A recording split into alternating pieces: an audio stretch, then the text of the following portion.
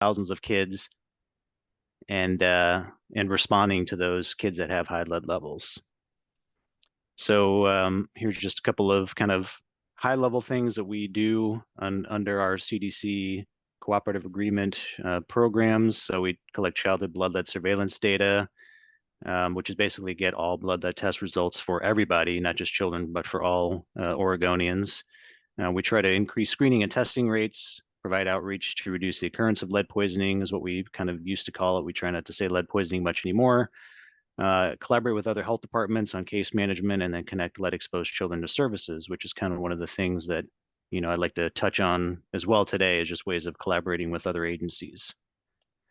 We have, like with a lot of programs and other types of services, we typically have a kind of high risk community that we're looking at. Everybody, we don't want anybody to be exposed to lead, but our program specifically focuses on children under 6, and in particular children under 3. There's a lot of reasons why, and I'll kind of talk about some of the health effects in a minute, but we're really looking at those children under 3 years of age that, should be tested, and we want to identify any lead exposure sources as quick as possible to reduce or eliminate those, because there are significant health impacts that can be caused by early childhood lead exposure. Other target populations that we're looking at are children from low-income households and or living in homes built before 1978. If anybody's familiar with 1978, is the year that lead-based paint was technically banned for residential use. So any homes prior to that may have been painted with lead-based paint. Other target populations include immigrant and refugee children, Medicaid eligible or enrolled children, including other enrollment services like WIC, and then people who are pregnant or breastfeeding. And this definitely doesn't mean that we don't focus on other children. It's just that we have such a large amount of, children in Oregon that we tend to focus a lot of attention on children that kind of are under these high risk factors. But we definitely are trying to get anybody that should be tested, to get blood lead tested so they can get into our program and provide services and referrals and things like that. So there's a lot of documented health effects of lead on children. There's been about 50 years of research, and really at this point, the CDC, again, is our cooperative agreement, funder, basically has identified no safe level of lead in children, and I think that's been a really important development. I've been here for 8 years and been working in this field for about a decade. And, the CDC has continued to kind of change its language on how it tries to talk about this topic.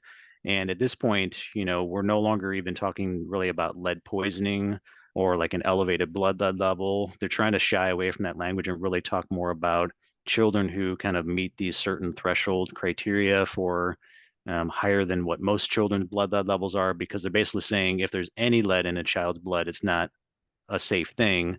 But because of our, limited resources, we can really focus on those that are the biggest concern, which I'll talk about that in a few minutes. But all this research has shown a lot of health effects for children under 6 exposed to lead. Some of the most dangerous ones include damage to the brain and central nervous system, slowed growth and development, hearing and speech problems, and then those kind of manifest into things like learning and behavior problems, lower IQ, underperformance in school later on in life.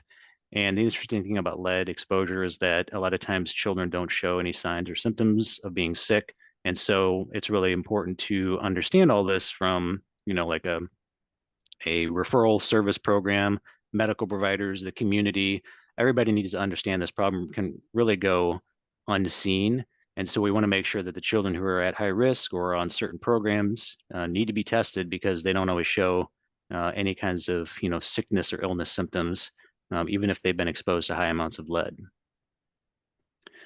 Again, just some other research that's pretty definitive, showing that low levels of lead, even below what used to be considered the case definition, is causing, adverse health effects in children.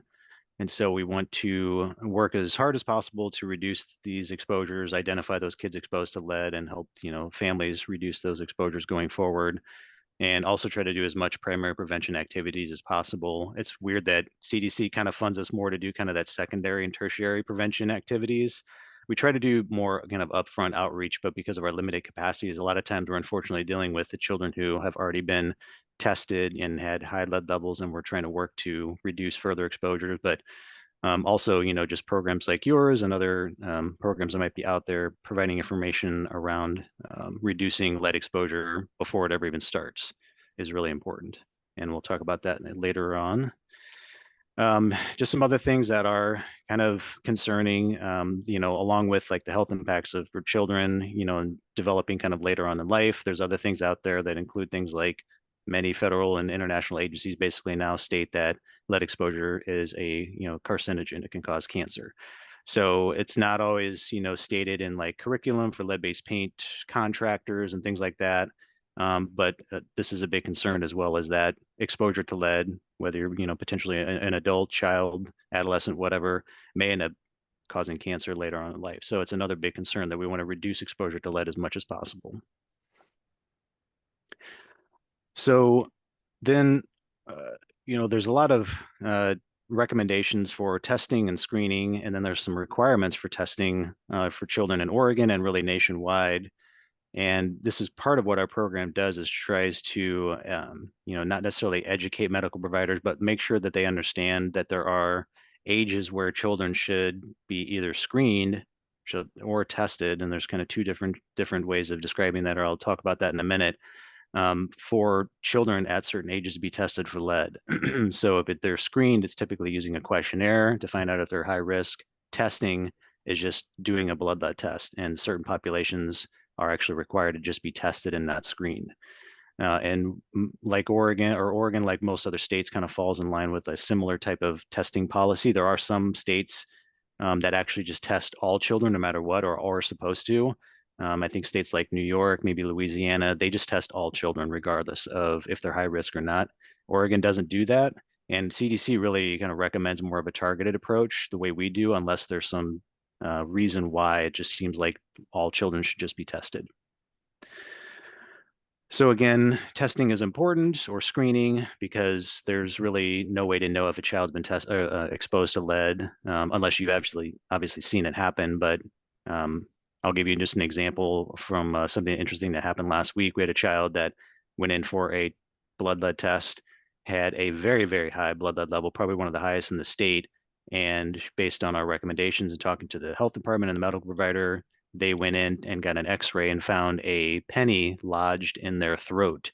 No one knew that anything was going on with this child. And the only reason why they got an x-ray and identified that penny, which had been lodged in the throat for weeks potentially, was because they got a blood test.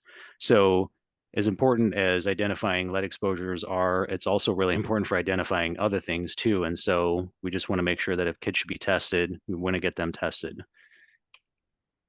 So our questionnaire has been pretty much in place for quite a few years, but we're in the process of collecting feedback and looking at ways of updating it based on kind of current situations now. It's somewhat outdated, although it still does point to a lot of high risk factors for children.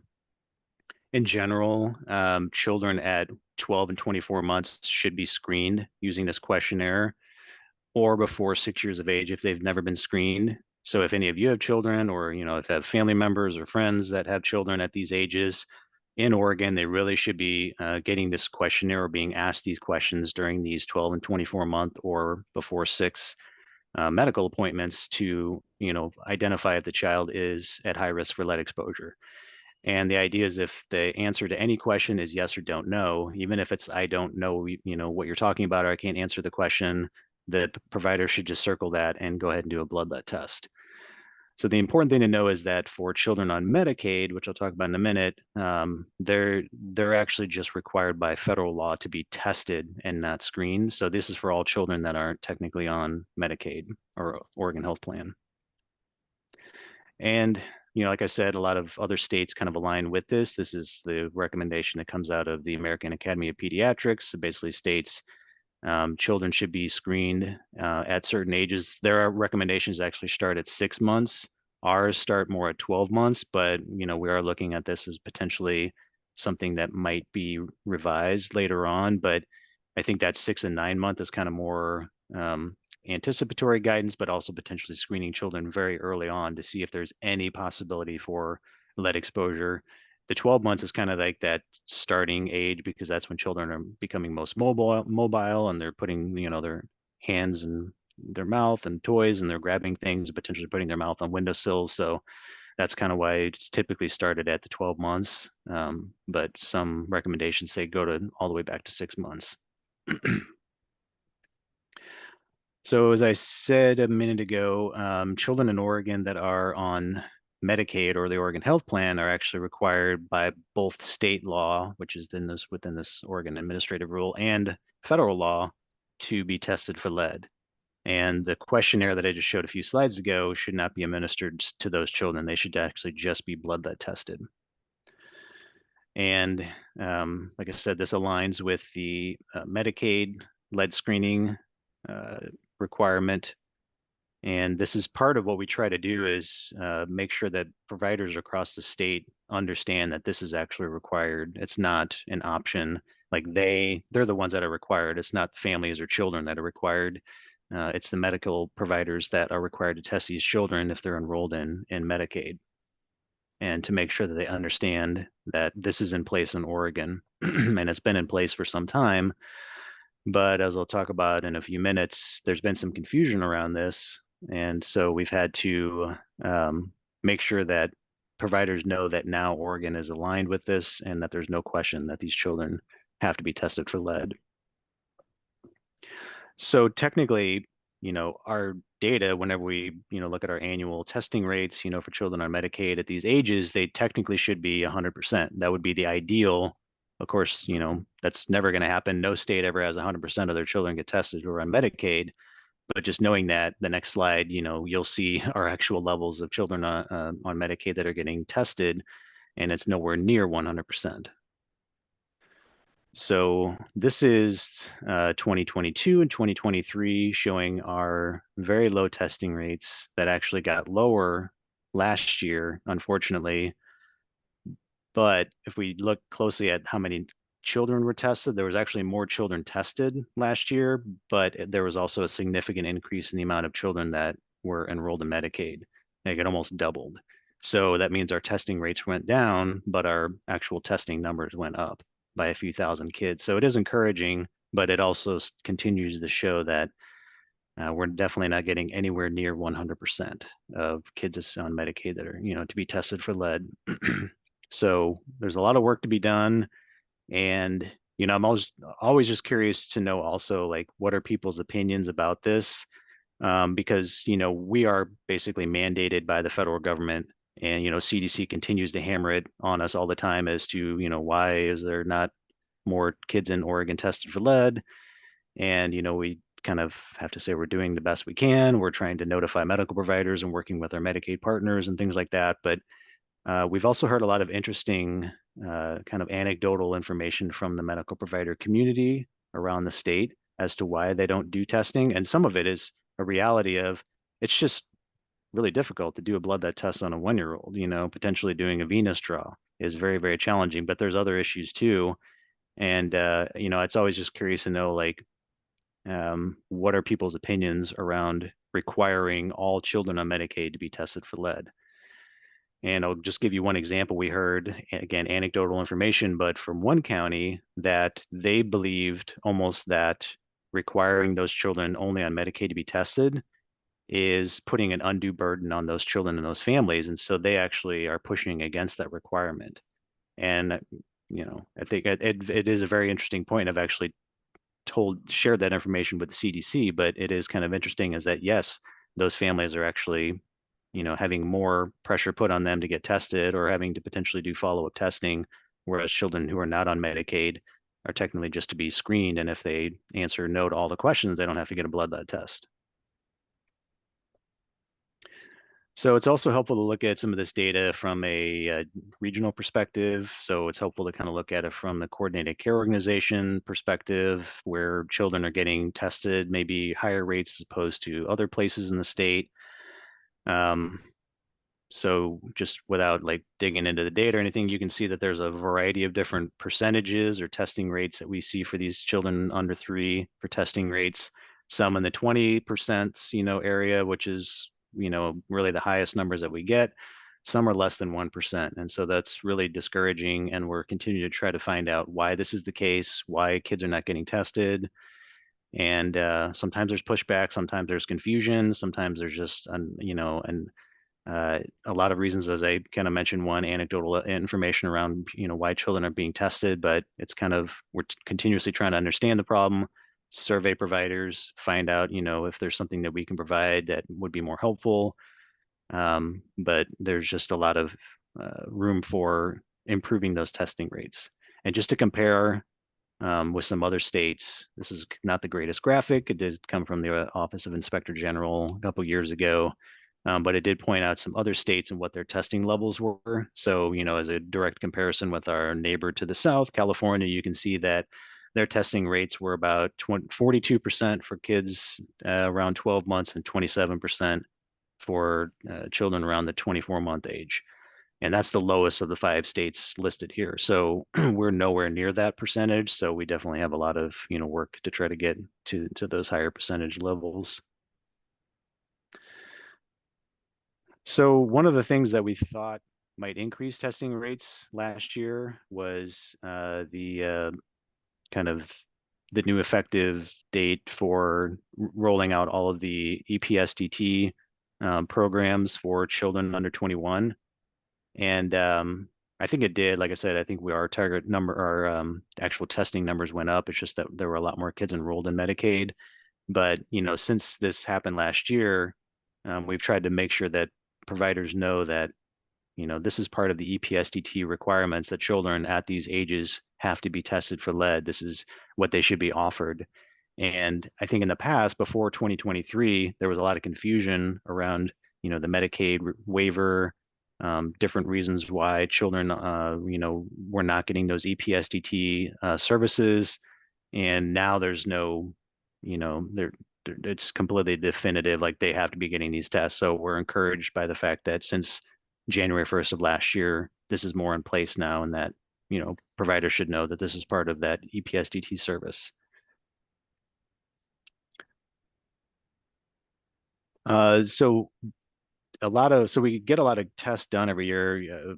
Around 20,000 kids every year get tested under 6, and only a small percentage of them are actually considered elevated or a case definition, which we'll talk about in a minute. The orange line kind of shows that, what some people call the positivity rate, or basically it's where, those percentage of children that have a higher lead level and are considered a case, the levels are pretty low. I mean, I don't know if you've ever gone above 1%, which is encouraging, but as I showed a few slides ago, our testing numbers are really, really low. So we may not know the full picture of how many kids actually are being exposed to lead, or how many have higher lead levels.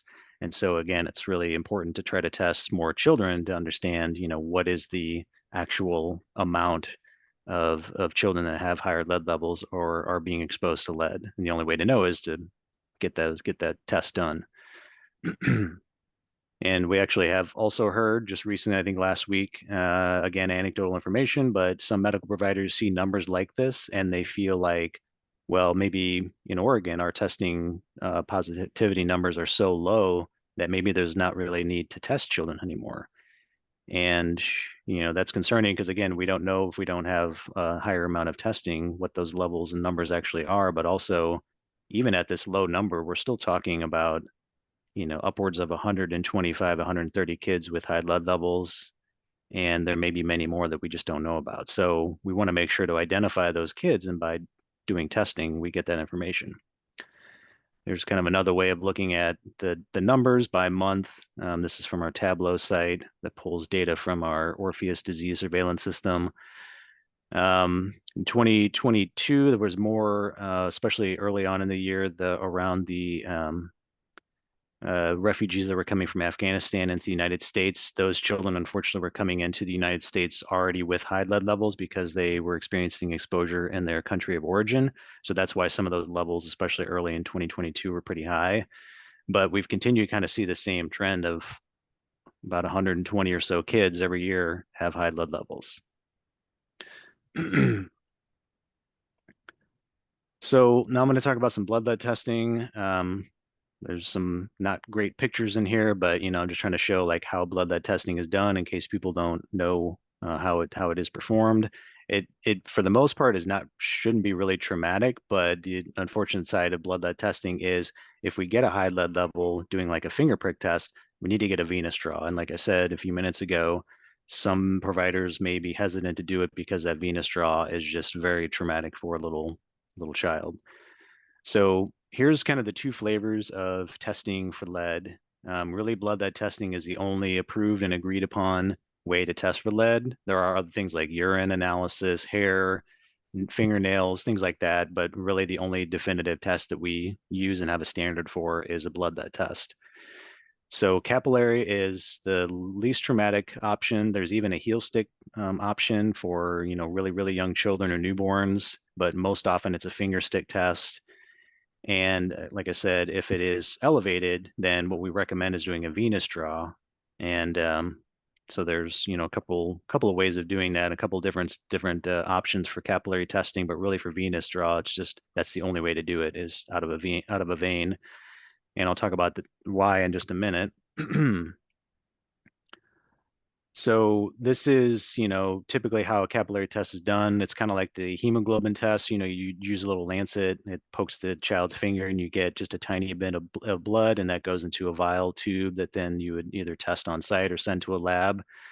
Some real problems with this, though, are, skin contamination is a very, very easy thing to identify on these tests because they are so sensitive and because now what our blood lead reference value, which I'll talk about in a minute, is so low that even the tiniest amount of contamination on the child's fingertip could cause a false positive. And this happens a lot, unfortunately. And so probably more kids have to go in for venous draws than are really needed because we're having a lot of these false, skin contamination results. The tests are so sensitive now that CDC recommends and other labs and everything recommend now that when you wash the child's hands, that you don't even touch a towel, not even a paper towel, disposable paper towel or anything like that, because even doing that once can cause enough skin contamination.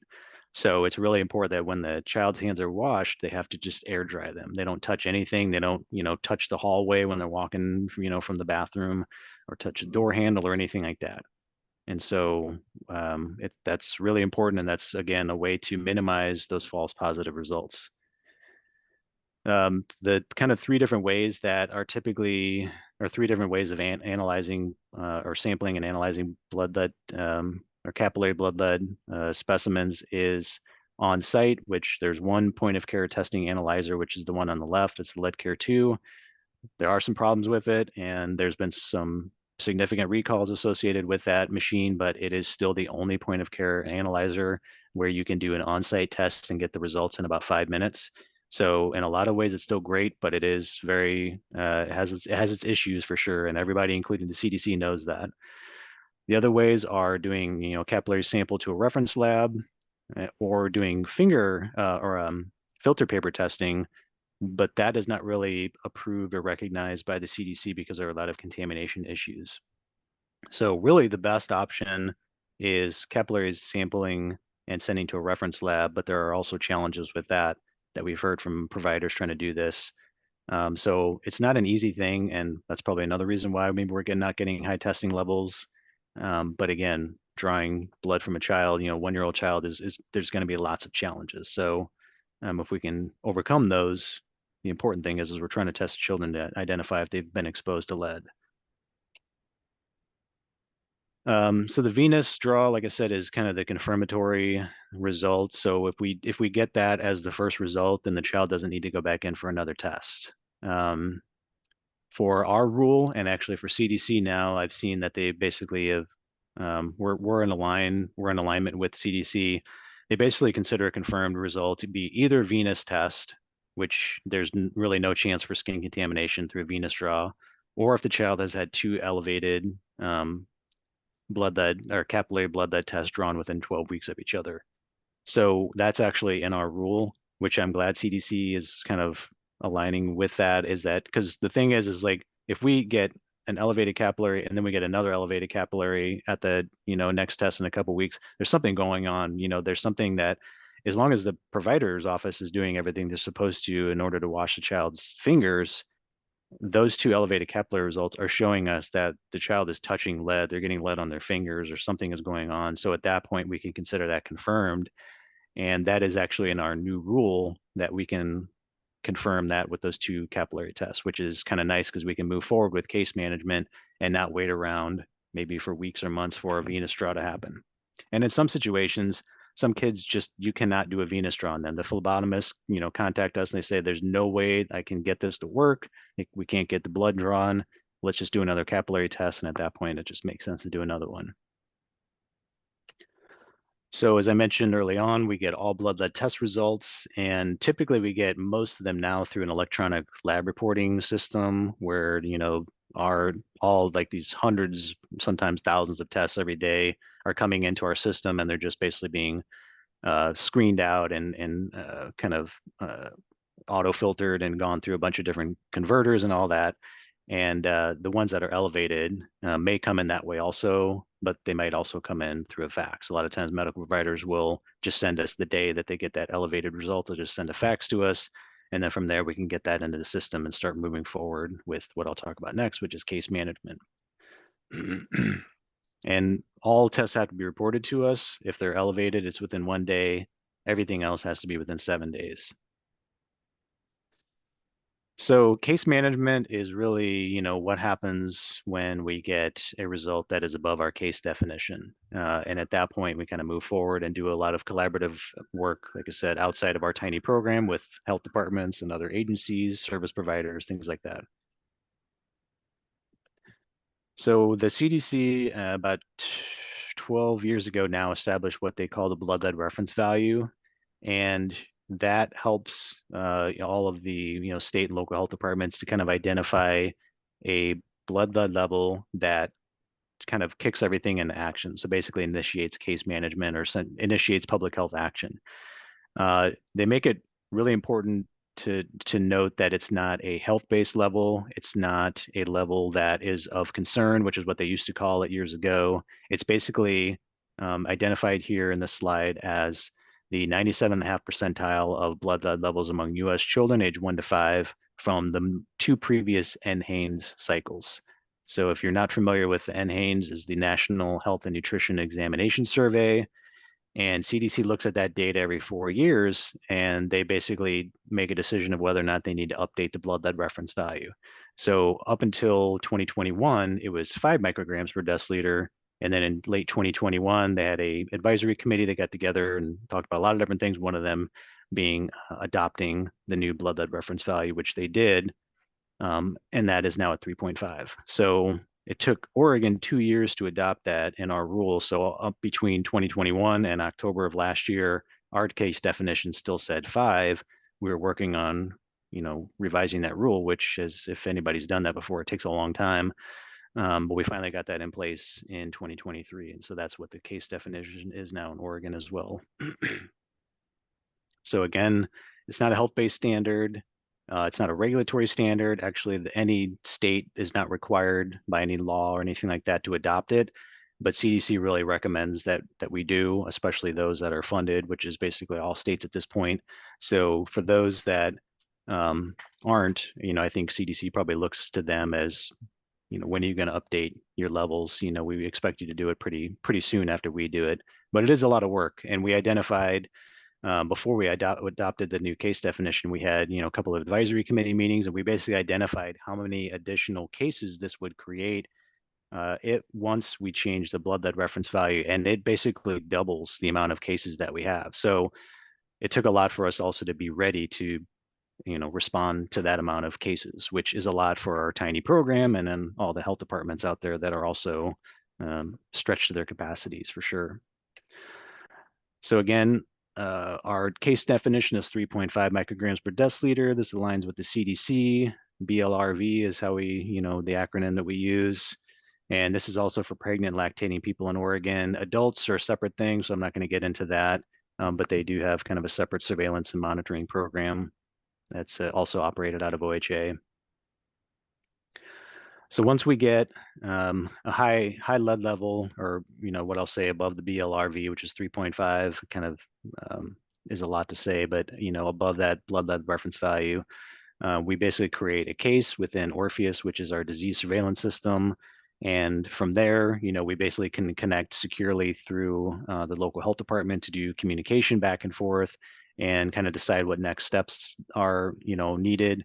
If it's presumptive, which means, maybe we just had that one capillary result, we, contact the health department and say, hey, we need to get the child back in for a venous draw. And then once they're confirmed, then basically at that point it kicks in the next kind of stage of case management, which is investigating the report of or investigate the reportable diseases. So Oregon has a huge list of reportable diseases and conditions, and the blood lead reference value 3.5 or higher is one of them. So once the health department or local public health authority gets a report of that, usually coming from us, then we'll go ahead and work together to do an investigation. And this is kind of a long list of what CDC recommends that, state and local health departments do with those high lead levels. We pretty much try to do all these as much as possible. Sometimes, some of these things maybe happen later on, or they kind of get initiated while we're at the home, and it's not necessarily like when we're talking to them on the phone. But we try to do as much of this as possible.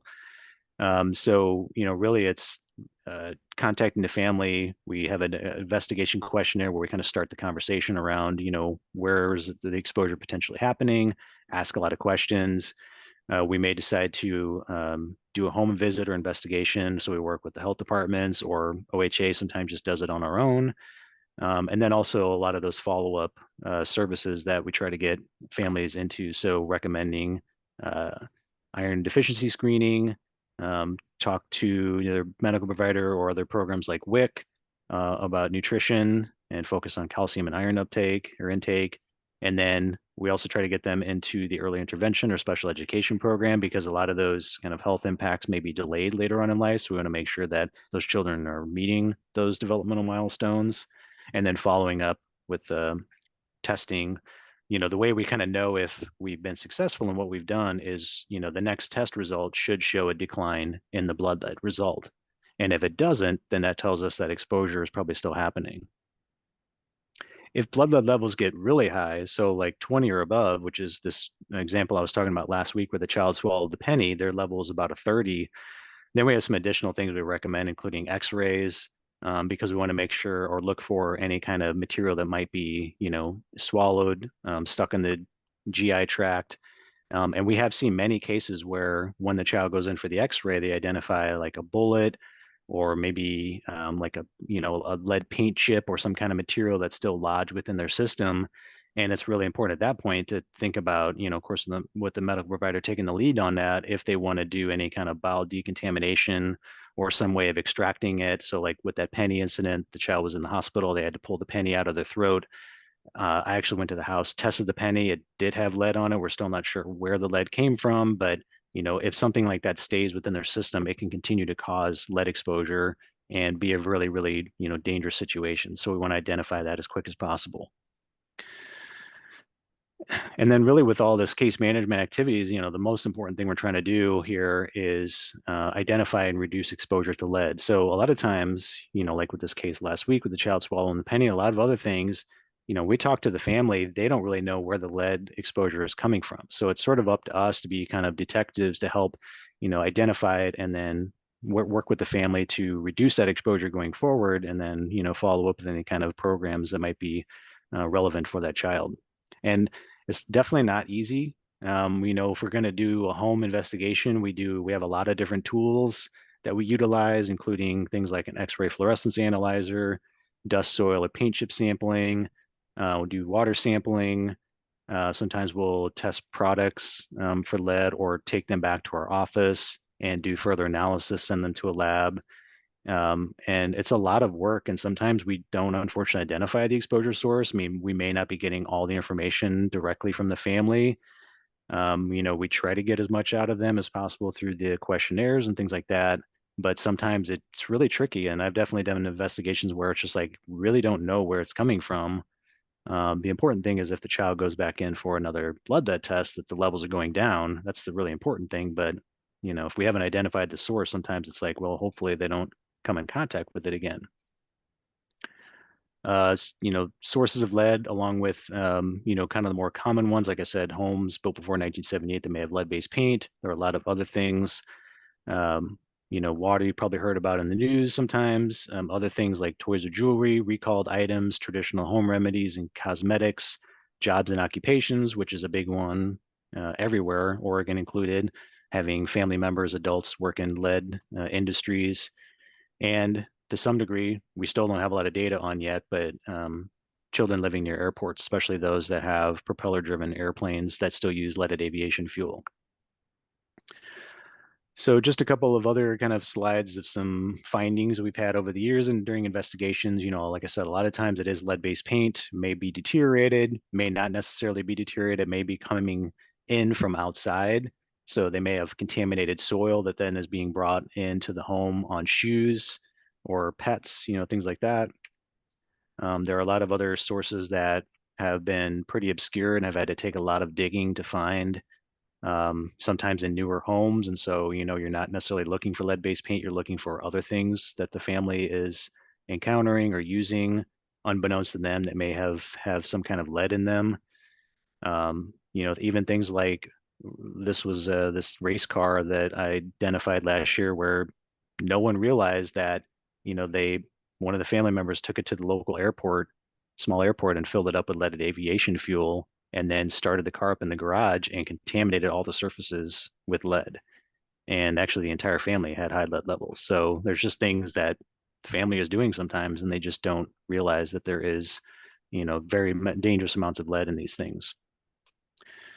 Other really common things we see in Oregon are things like fishing equipment, contaminated soil, like I said, with a lot of different reasons, might be because of fishing equipment, or might just be because of renovations done without containment or plastic, or just, having things on the soil that are contaminated with lead. Bullets and ammunition, hunting, kids put these shotgun shells in their mouths, and there's a lot of lead dust inside them.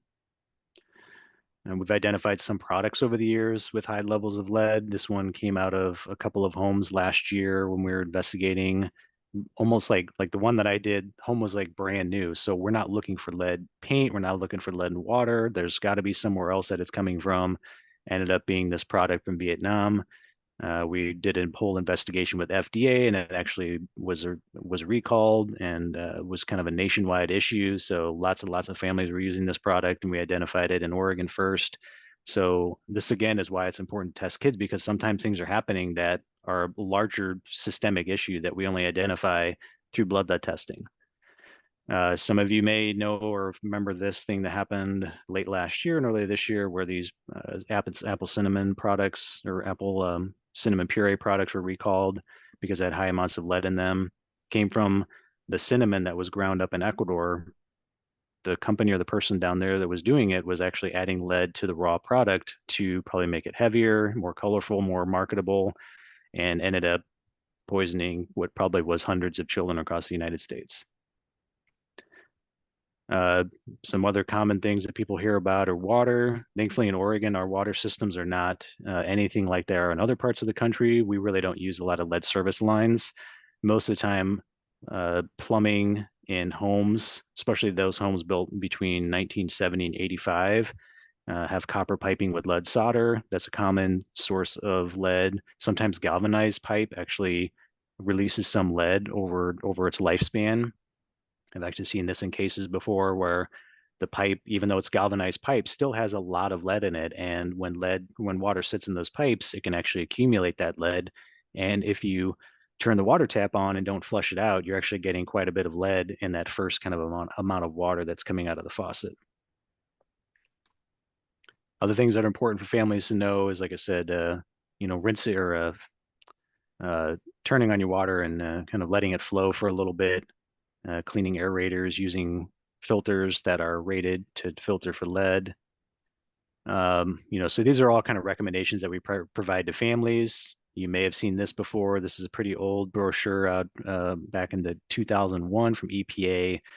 Has Fight Lead Poisoning with the Healthy Diet. A lot of times we'll just kind of give recommendations around healthy eating. I mean, it's better if it comes from their provider or WIC, if they're on those programs, but if they're not, just providing general recommendations around kind of what is agreed upon as, children with healthier diets potentially absorb less lead. They may be able to counter the impacts of lead in their system. I don't know if there's a lot of research around that, but it's always encouraging just to try to get families to know that eating healthy is a good idea. And then, again, like trying to make this a collaborative approach as much as possible. We try to get families into programs as much as possible, or try to help them to identify if they're eligible or not.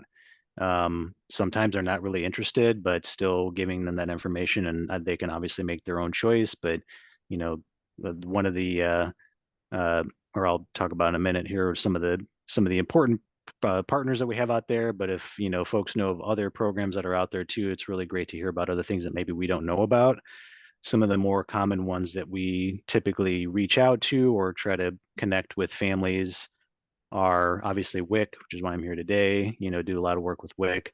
Early intervention is a huge one. Home visiting programs. HUD, housing and urban development, is more for homes that are federally assisted, whether they be public housing or if they're on like a Section 8 or housing choice voucher. Families who live in those homes actually can get quite a bit of resources from HUD if the child has a high lead level and it's pre-78. So we work with housing authorities to get that. And then if there's other programs that are available locally, sometimes like community action agencies or like Habitat for Humanity might have home rehab programs that are helpful for low-income families if they can't do renovation activities themselves. We try to at least give them that information. Sometimes it's, having them connect with them, but it's good to at least know that if they live in a certain part of the state or city, they may be eligible for a program that can help them.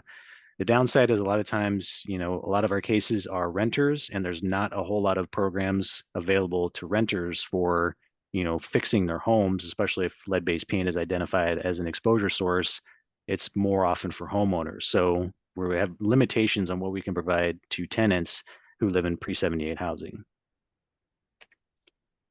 Again, just early interventions. So a lot of times we'll provide this brochure to the family and, circle the service area where they're at to make sure they know to contact the office. WIC, obviously a great partner. This is what we try to provide to them. We worked together with WIC a few years ago to develop this kind of easy rack card, which, I try to provide to families. We have in English, and I don't think we have it in Spanish yet, but, we do. Yeah. And we provide it to them, and then obviously they can scan the QR code or go to all these different places to find out if they're eligible. But the idea is that we want them, if they are, to get into the program so that they can, cover their nutrition bases by making sure that they're getting healthy foods and getting that nutrition education, which is really important. It's better coming from WIC than from us. Another program we try to link them through is if they're on OHP, we try to get them into any kind of flexible services that might be available to them. It's a bit of a challenge, but basically if they're on OHP, they can request from their coordinating care organization services that are available to them beyond their benefits, beyond their usual kind of health benefits, to provide other services, including things like home rehabilitation, remediation of lead, things like that. We haven't had a ton of success so far, but like I said, it's kind of like we provide the information to them. This is out of a fact sheet that then they are basically directed to contact our CCO and make that request. And sometimes we can work with them or the doctor's office to provide more information or make it, give it more weight for that request, if they know that the health department and the medical provider is behind that. But it is still a bit of a challenge because the CCO doesn't have to make that fulfill that request. They can decide if they want to do that or not. And then, like I was saying, with the follow-up of the blood lead test, what we try to do is get children back in about every 3 months to get the levels eventually down below the case definition of 3.5 micrograms per deciliter. And we try to encourage 2 tests. So get one. If that one's below, go back in for one more. If that one's also low and it's continuing to trend downward, we go ahead and do a case closure. That kind of tells us again that we've likely been successful in identifying those lead exposure sources and they are no longer being impacted by them.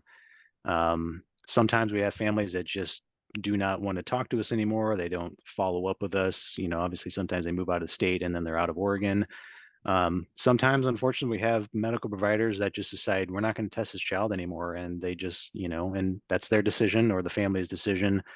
And we can only make the recommendations and then just have to kind of close the case if they decide to not do any more testing. But we try to document and try to do that through phone calls and letters and things like that. So that is kind of case management from start to finish. Obviously, it's, theoretically, we want to do all that stuff as much as possible. There are many, many challenges around that. And, we try to work with the local health departments if they're available. If not, sometimes we'll just do the case management as much as possible. But again, our team is really, really small. So we try to work collaboratively outside of our agency as much as possible to get families into programs. But I'm always interested to hear like what else we can do, how we can do that better. Ways that we can connect families with these services is really important for us. So I have other slides. I think what I'm going to do is kind of go through some of these real quick and talk just briefly about our regulatory program, and then maybe pause and see if there's questions or if I don't know if there's like a discussion, but I did want to kind of just bring this up real quick too. So along with the childhood lead poisoning prevention program, the other side of what I do is work with our EPA authorized program to make sure that people who are doing lead-based paint work do it correctly. And I think this is important for all of you to know, because you may be working with families that have concerns, or maybe they want to hire a contractor, or maybe they see something going on at the neighbor's house. If there's people are sanding paint and they're doing it unsafely, it's all regulated in Oregon. Most of the time, if it's a contractor, it'll be regulated by the Construction Contractors Board. If it's like a landlord or property manager or somebody else, then it may be regulated by us. But one of the two agencies has authority over what those individuals are doing. So if anybody has concerns around unsafe work practices regarding old houses, apartments, potentially lead-based paint, please contact us and let us follow up with that and find out if they're doing everything the way they're supposed to be doing it.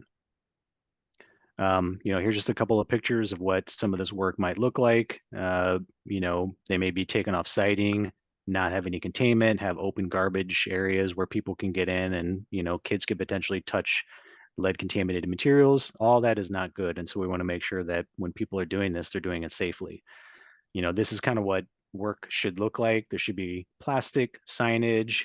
Recommend people doing the work have suits on so they're protecting themselves and they're not also exposing themselves and their families.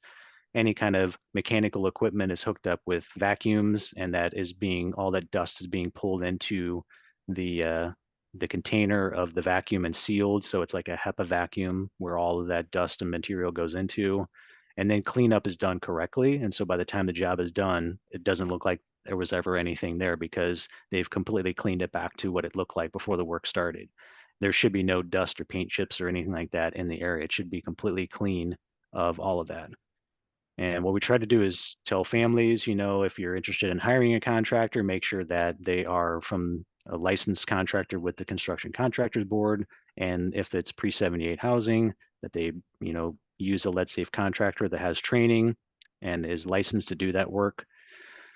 Like I said, for tenants also, it can be a little bit of a tricky situation because they don't necessarily have as much rights or abilities to get access to rehab programs like homeowners do. So we try to, provide simple ways that they can protect themselves if they're renting pre-78 housing.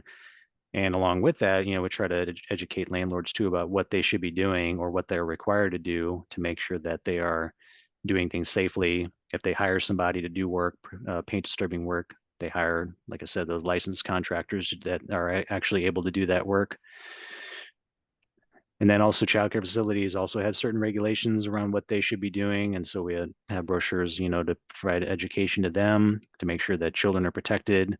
But this is another area where if it's a childcare facility and it was built before 1978 and somebody's doing work on painted surfaces in those facilities, that's also regulated by us. So if you have a child yourself or, work with families where children are in older childcare facilities and there's work that's being done there, one way or another, it's regulated by one of our agencies. And that, if there's something that's going on there that's unsafe, we need to know about it so that we can make sure to, check up on the site and find out what's happening and potentially do, have enforcement actions or things like that. So we just want to make sure that everyone knows that work that's being done in these homes and childcare facilities pre-78 is all regulated in Oregon.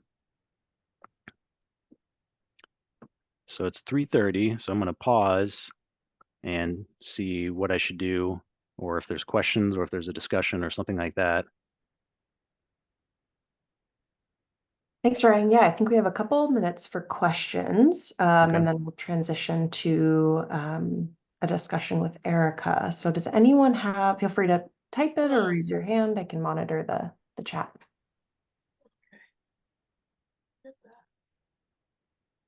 Okay, so I've been monitoring this week to see how we should play it. So my suggestion is for Thursday, because you're working Thursday, right? Here we go. I didn't hear anything, so. Any questions for Ryan? Oh, I thought somebody was talking. Okay.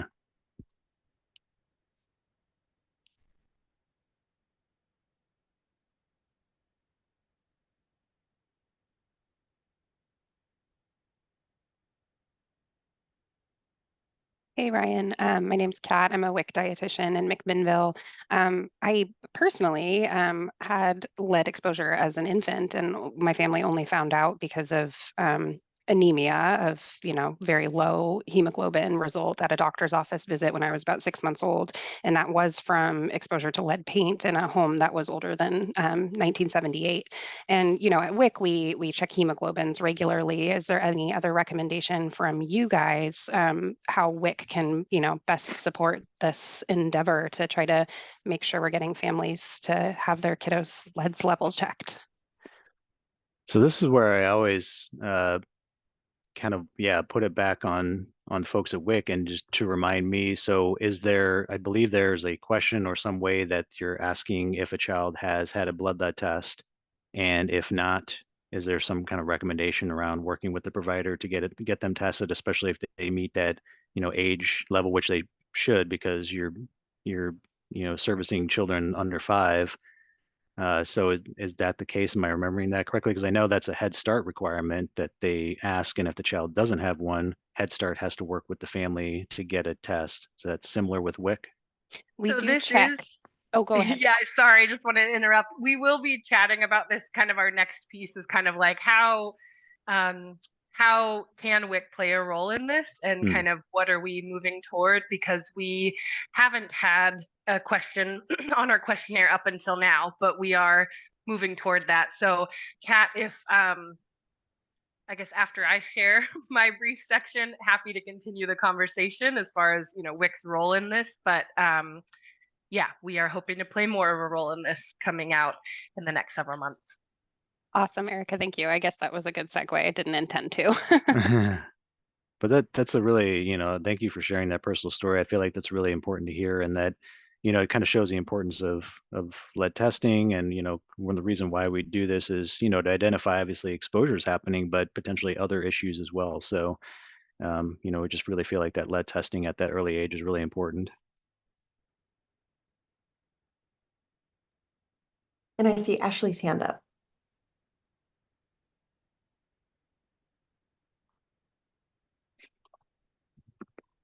Ashley, did you have a question?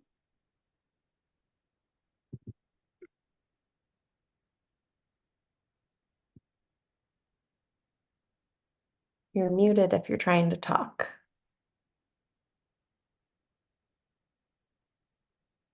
Okay, maybe that was a mistake. Any other questions? There's a question in the chat, Oh, Ellen. thanks. Yes, from Oh, Elizabeth. Yeah, I saw turmeric as a potential source. How common is it to see that as the source of lead exposure, considering how popular it is right now? Yeah, that's a good question. So we started to see these cases in late 2018 and 19, and we ended up identifying sometimes entire families that had very, very high lead levels from contaminated turmeric. And every single time it was the turmeric coming from another country. It was usually either India or Nepal. We tested a bunch of products that were sold in the United States, never identified any with very high levels of lead. The only time was when family brought it in, either unprocessed, so it was still in the the roots or in the powder. Sometimes they were actually grinding it, so buying the roots in a market in India or Nepal and then grinding it up themselves. And it's basically lead chromate that's added to the turmeric. It's kind of similar to the apple cinnamon incident that happened, is that you have this raw product and something is added to it to make it more colorful or marketable. And in the instance with turmeric, it's basically added to the roots to make them look more yellow so that you don't see the insect damage that might be on them if they weren't grown in the best conditions. Are the home test kit swabs reliable? Yeah, that's a good question. We don't really have any kind of data or validity or validations or accreditations or anything about the ones that are available now. There used to be the 3M lead test swabs, lead check swabs, which 3M stopped making them last year. That was one of 2 EPA recognized test kits that were available. The other one is one that's not very user friendly and is only available for paint.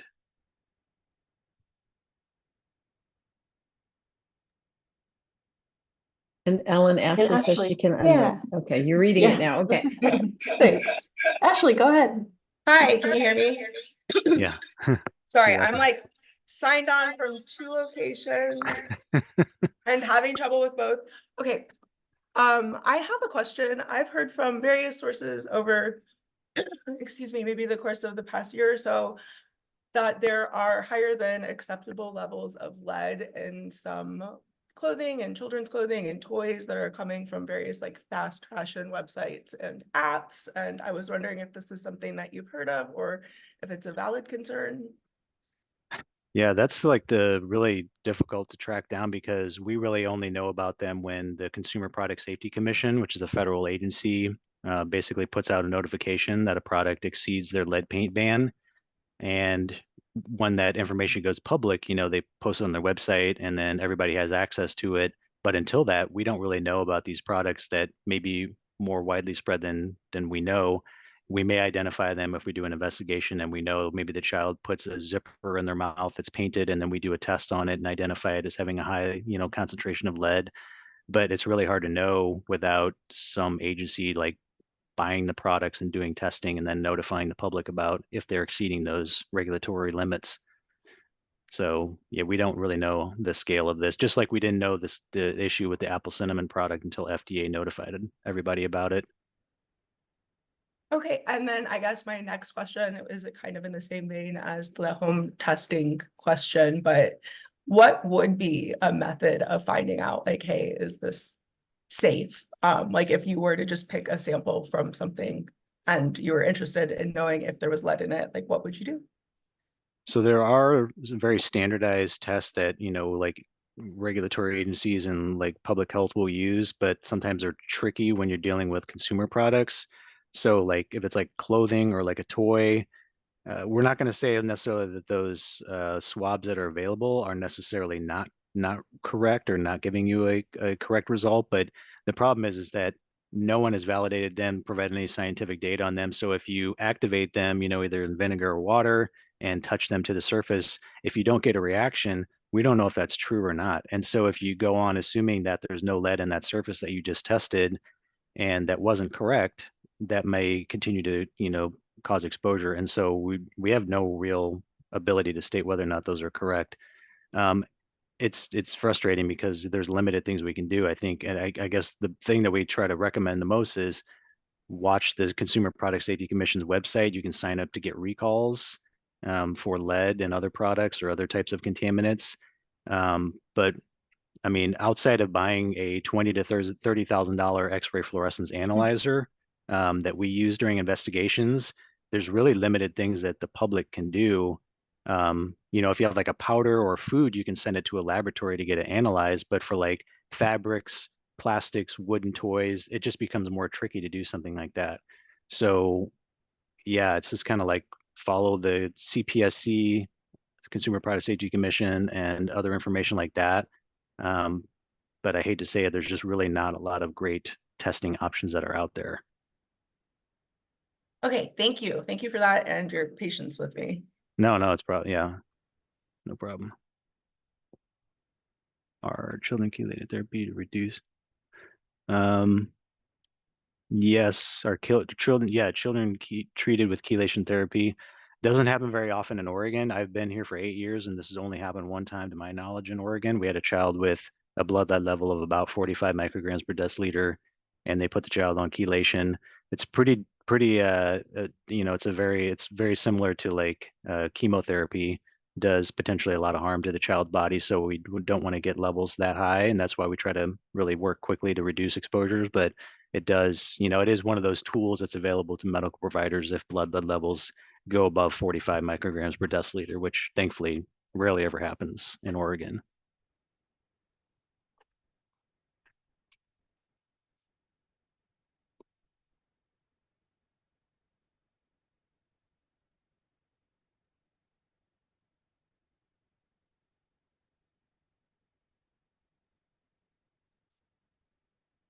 Okay, I'm not hearing any other or seeing any other questions. So thanks everyone for those great questions. And thank you so much, Ryan, for coming and presenting to us today. That was really great and such a comprehensive presentation of everything lead happening in Oregon.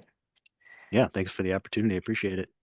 Yeah, and we will, like Kat kind of set us up for the next or the last little bit of our lead conversation presentation. We'll have Erica up next just to finish this portion of the lawn meeting.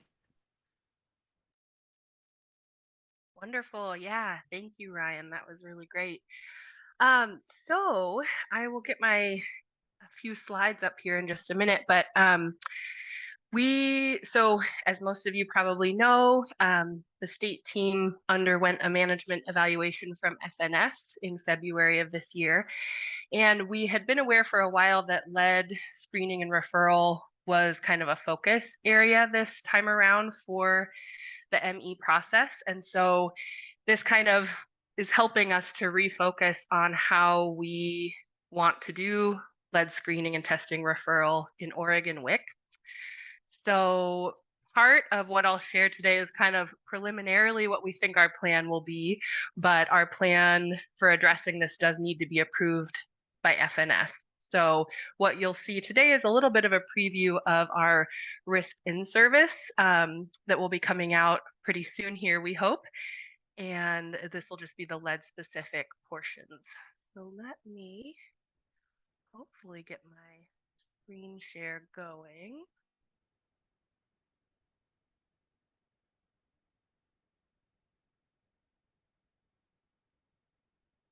Okay, can someone help me out and tell me what you're seeing?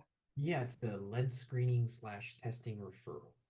Yay, okay, the actual slide, perfect. Yeah, so WIC is in a great position to provide referrals for lead screening or testing. One of my bullet points is a little funny here. My second bullet point is just to highlight that NSA funds are not able to be used for lead testing or supplies, but that in the process of certifying folks for WIC or just seeing participants at WIC appointments, we're in a really great position for being able to ask if they've been screened or tested for lead and then follow up with a referral. We can also provide and reinforce nutrition education messaging, so that can assist in the prevention of lead absorption. And then we do have some updates coming for risk 211, which is elevated blood lead levels, and that will be happening later this year. So as Ryan shared with his program that they've adopted the new CDC threshold, WIC will also be doing that. So the updated CDC guidelines were released in 2021. And so the new cutoff level for ages 1 to 5 will be reduced from 5 micrograms per deciliter to 3.5 micrograms per deciliter, which will match Ryan's program and the case management that can be provided. And starting October 1st of this year, that's when that threshold goes into effect. So again, it's just for children ages 1 to 5. The threshold for the assignment of this risk will remain at 5 for infants and women on WIC.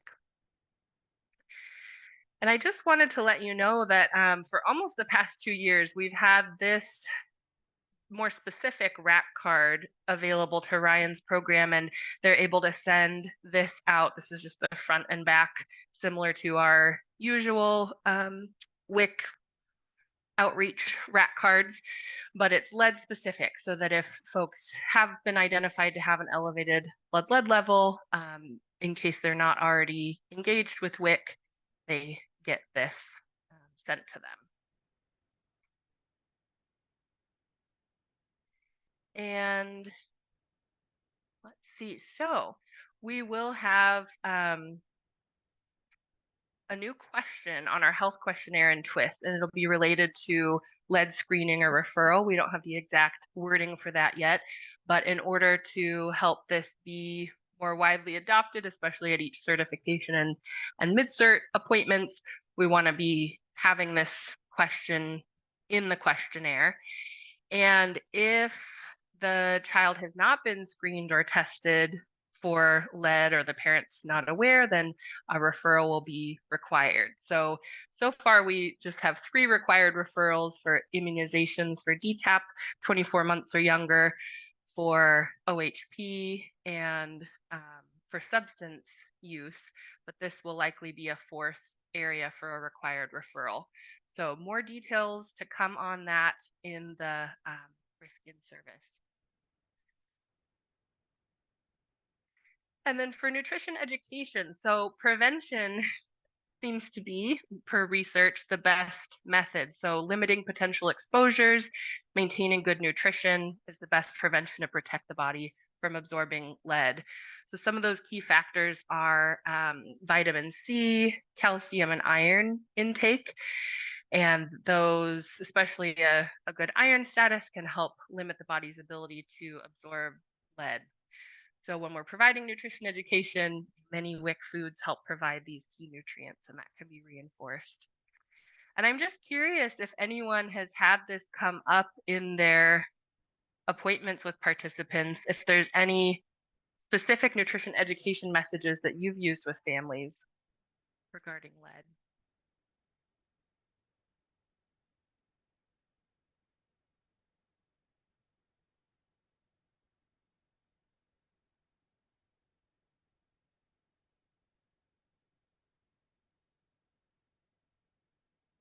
Holding silence a bit just in case. In my experience certifying at the local agency level, there weren't very many families that reported a blood lead level, but hopefully that will be more and more common, especially if we can get testing rates increased for OHP participants. Oh, and Kat shared she has a family working with OHA currently. Okay, and nothing further with nutrition education aside from what's on the slide. And we will be sending out our slides as a follow-up to this. Let's see, Melissa says, highlighting the importance of a varied diet when parents bring up the recalls. Yeah. And primarily the importance of calcium, iron-rich foods, vitamin C, and only one family so far for Vicki Baker. Great. There's a great article that Ryan shared with me that we'll also have linked in these slides, and this summary table comes from that. So it just kind of looking at the evidence base for these different nutrition interventions. And so yeah, I just found this interesting, and I feel like that article as a whole is a really great read to get a good base on what the current evidence is, and kind of really more focusing on prevention. And Kat shares she's had fearful families because of the applesauce recall. Yep, definitely. People have definitely been more concerned about contamination, whether it's lead or other things, yeah, with various foods. And Nancy shares, yeah, if the child has pica, definitely make sure the pediatrician is tested for lead. Great, yeah. Wonderful.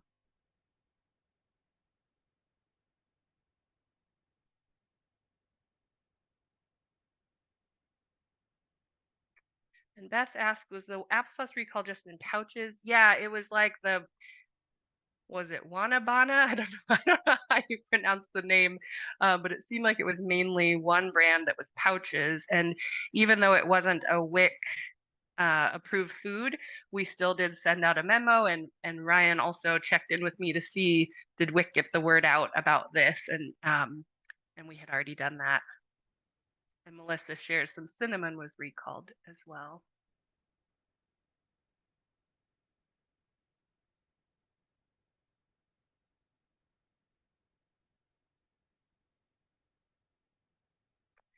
Great. So I'm curious, does anyone have any feedback about our idea for having this be added as a question on the questionnaire, especially if this is going to be a mandatory referral and something that we are really focusing on?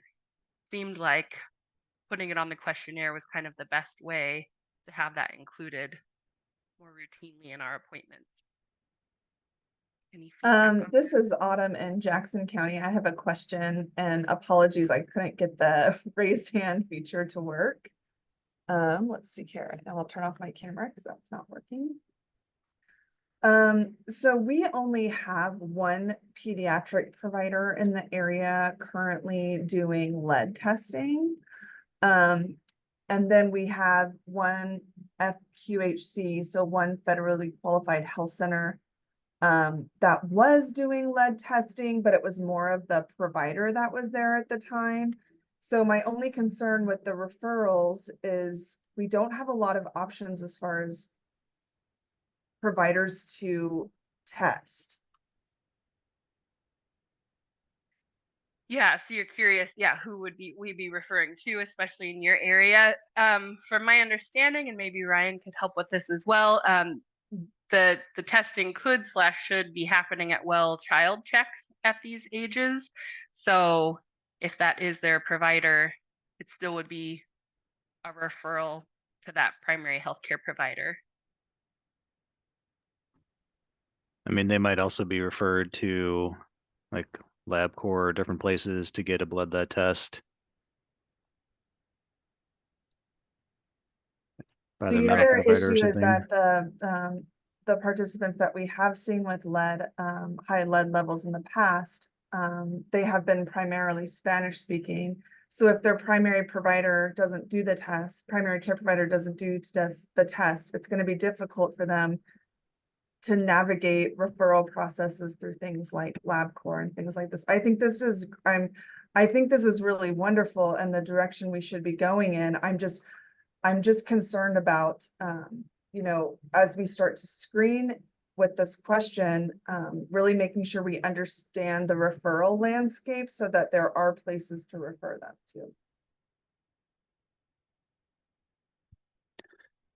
Is there some kind of, do you feel like that maybe when there needs to be some kind of multilingual outreach materials or some kind of way of providing information to families so that they know like how to navigate that, or what do you think would be good?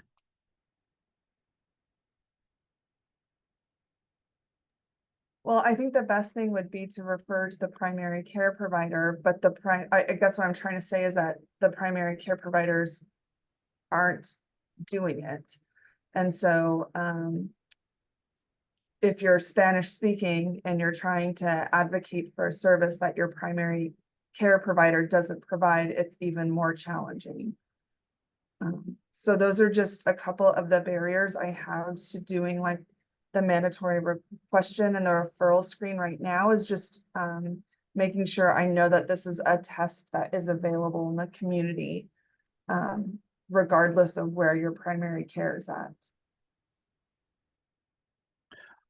That's a really good question. Thanks for bringing that up. And I mean, I think a lot of communities in Oregon, especially rural areas, struggle with that. So that's definitely something to consider if more referrals are going to be made. Do they even have access to that test?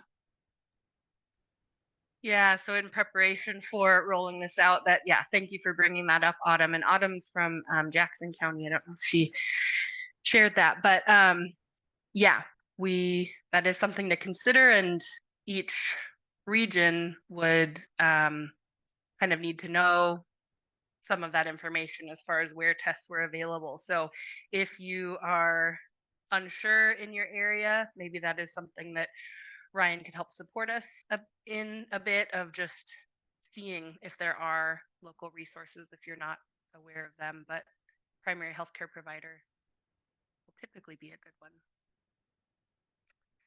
And I see Richard has his hand up. Yeah, this is Richard from Washington County. I just know that in the past, for our staff, mandatory referrals are a major issue for us. And I think a lot of it is because they have to go to a different, they'll ask the questions, and then when they find out they have to do the referral, they have to switch to a different screen, and half the time they can't because they have mandatory questions still on their screen. So I just know that this is going to be an issue. This is probably going to be a finding.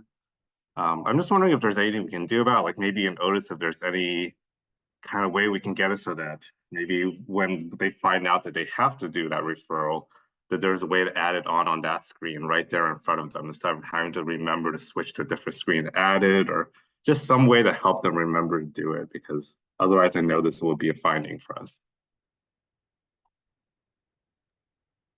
That is a great thought and consideration as well, Richard. Yeah, getting to the referral screen to actually document the referral can definitely be part of the barrier. As far as how the referrals function in Otis, I'm not really prepared to speak on that today. I don't know if anyone from the state team has a good handle on that, if it'll be a more simple process mid-assessment.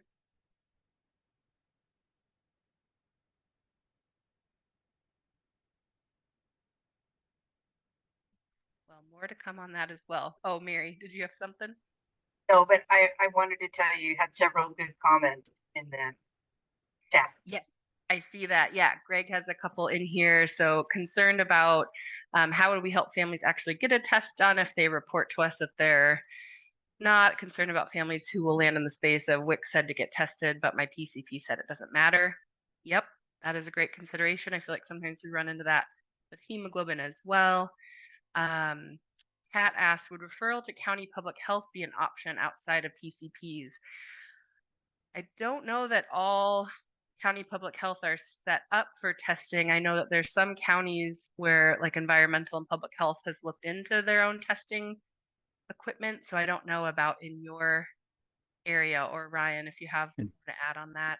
It's not very common. I think Lane County community health centers, they do testing. I believe Tillamook County, they do some, but most counties don't do it anymore. They just basically tell, families to talk to their medical provider about getting tested. Okay, yeah. And I had one more. This is Autumn again. I Sure. have another question for Ryan. You had mentioned that it was part of the I just wanted to make sure I heard that right. Did you say that this was going to be like a CCO like performance or an OHA like metric for pediatric providers to meet? Because that would help. Usually when there's one of those CCO incentives, it helps a lot of our primary care providers get on board with testing and services, and I wasn't sure could you clarify if this was one of those? I'm sorry if I missed that. It's not yet, and I know there's been a lot of discussions over the years to try to get it added on as one. We are in the process of getting a letter out to providers across the state to make sure that they understand the testing requirements for children on Medicaid and some other information. So they should be getting that in the next few months. Maybe that will kind of align with this process with WIC, but that's not currently a CCO metric. And I see that Mary Kay's hand's up, but I just want to get to the last couple things that are in the chat before that. So Greg shared that maybe it might help if there was a letter or something on Oregon WIC or OHA letterhead that we could print and give to families that they could take to their providers with information about rules discussed in the presentation. And then for Richard's question, would answering the question count for documenting the referral? That's a great question. We can discuss that as a state team. Vicky shared several years ago, we had an organized community awareness and testing event for children, involved several community partners, and were able to identify several children. Was that, Vicky, which county was that in? I feel like you worked with several of our counties. Was that a Lincoln, Benton, or Polk Hi, Eric. And that was a Benton County activity involving the health promotion team and some other major community partners. Wonderful. Okay, thank you for sharing that. Mhm. And Mary Kay. Yeah, really, Ryan had already kind of talked about it a little bit, but it might be useful to think about whether we could coordinate to do a little more statewide education or to medical providers, because I think, you know, what Autumn described or others described, you know, putting our participants in this awkward position of, you know, saying that their child is, you know, being referred for screening and not having a provider that's open to screening is, you know, challenging. Since it looks like FNS is going to require us to refer children for lead screening, you know, maybe that's something that could be added into the communication to medical providers. I don't know how much it will help, but you know, it's one of those where if we can maybe do a little more concerted effort, that could help.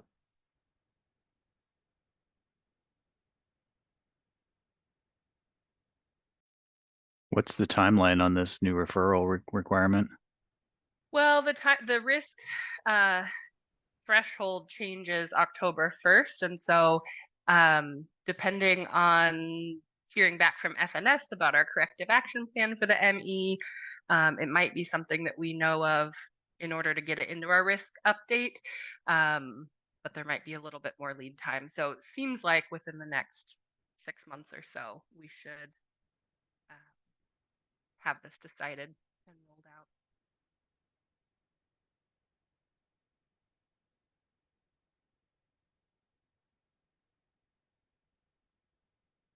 Great. Well, thank you all for your feedback. It really is helpful to know what to consider, especially since we're all across the state and kind of up against different barriers in the different areas. So yeah, this was really helpful. If you have any other ideas, please feel free to pass those on to your nutrition consultant or directly to me. And I'm realizing it's 4:02, so I don't want to keep you longer. Ellen. Yeah. You. Sure. Thanks, Erica. And thanks again, Ryan, and for all the great questions. Thanks everyone for being here. Enjoy your summer activities and we'll see you in August.